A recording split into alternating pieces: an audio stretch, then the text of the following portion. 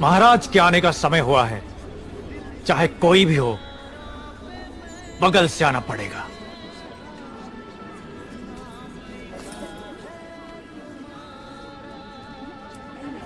आप आगे आइए। कोई बात नहीं, आप जाइए।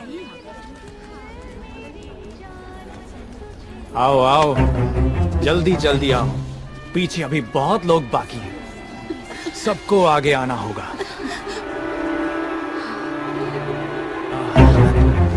आओ, इसके बाद तुम।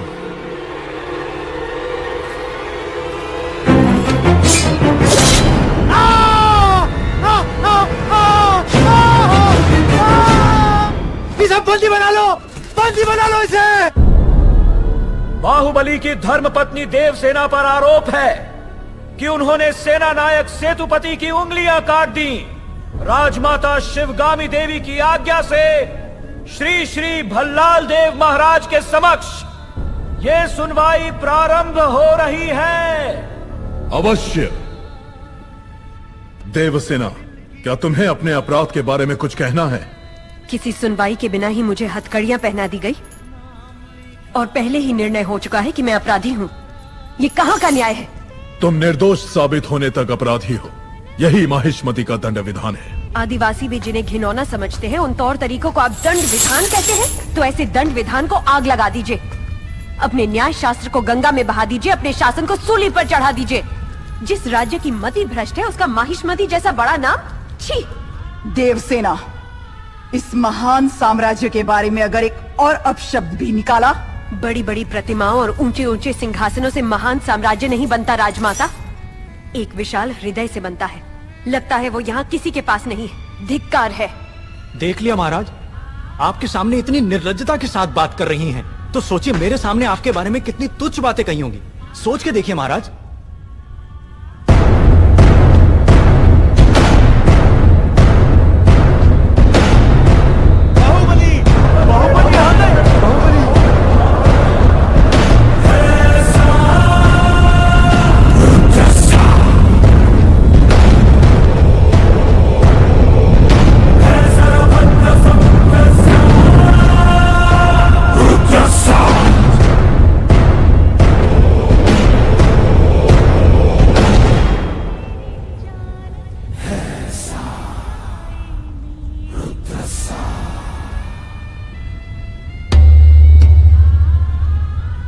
वास्तव में क्या हुआ था बताओ सेतुपति।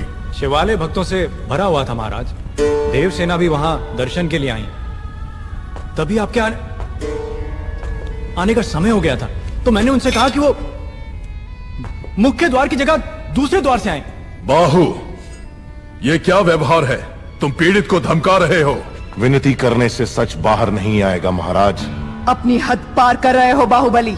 एक गर्भवती को बेड़ियों के साथ खड़ा करके ये सभा पहले ही अपनी हद पार कर चुकी है। माँ, चाहे गर्भवती हो या वृद्ध, तुम हो या मैं, न्याय विधान सबके लिए एक है। जानते भी हो क्या हुआ था? क्या हुआ था देवसेना?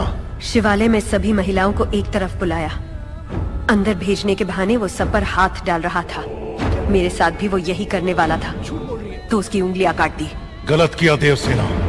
औरत पर हाथ डालने वाले की उंगलियां नहीं काटते, काटते हैं उसका गला।